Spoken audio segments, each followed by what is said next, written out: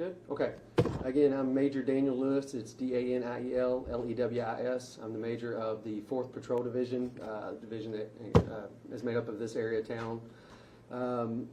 Yesterday, 4th Division Patrol officers and 4th Division Impact officers and 2nd Division Impact officers made a significant arrest on a house in the 1400 block of South Floyd Street. This all started a while back over some citizen tips and complaints that came into our office. Patrol guys were working the activity, trying to make some arrests. And obviously, as you all know, there was a shooting at that location over the weekend.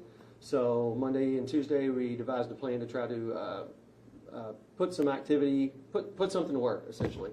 So the detectives and the patrol officers made some stops, did some surveillance, were able to develop enough probable cause to apply for a search warrant.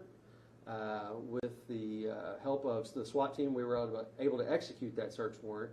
And the result of that search warrant, we were able to recover numerous narcotics, about 3 pounds of marijuana, some cocaine, some fentanyl, a large amount of U.S. currency, and 3 firearms. It's undetermined whether or not those firearms or the subject involved were involved in the shooting that happened over the weekend at that location, but our non-fatal shooting unit is investigating that. So what we ask is that if any citizens call in, have any information, just call 574-LMPD. They can remain anonymous, give us any information on the shooting or any other illegal activity for that matter. That helps us out tremendously. Do you think this is part of a major drug ring? It's hard to tell. I do know that, again, my impact was working in conjunction with the 2nd Division Impact. The reason they were involved is because the 2nd Division Impact were familiar with these subjects already from activity they've done in the 2nd Division.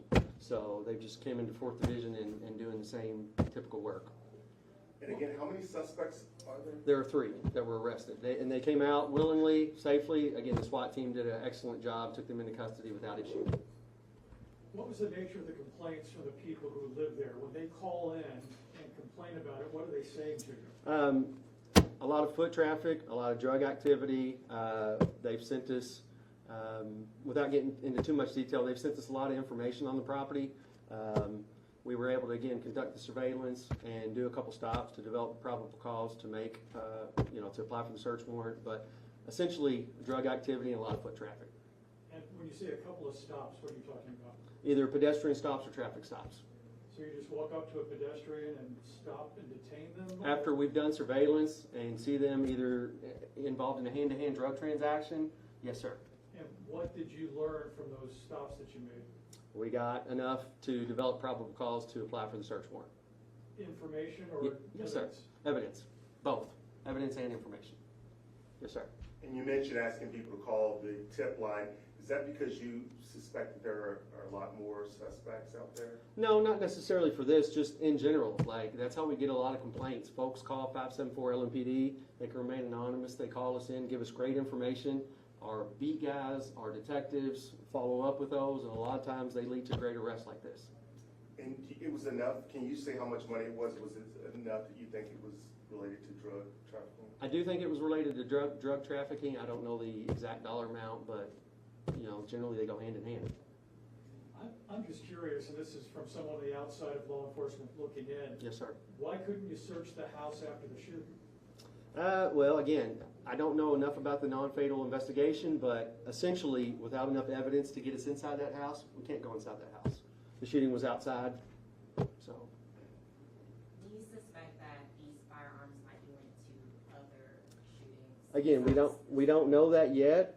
What's going to happen is those firearms are going to go through some testing, and then once those results come back, they will go to the non-fatal detectives, and hopefully they can tie those to other investigations. What was the response you got from the neighborhood? They were overwhelmed. They were thrilled.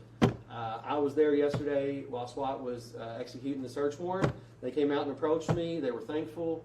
And again, all this started over citizen tips and citizen complaints. So we're very short right now. We're trying to do it. I would love to say we could have resolved this in a lot shorter time frame. We just can't. We're doing the best that we can. But those complaints and tips lead to this type of activity, and that's what we want, and that's what we need to continue to happen.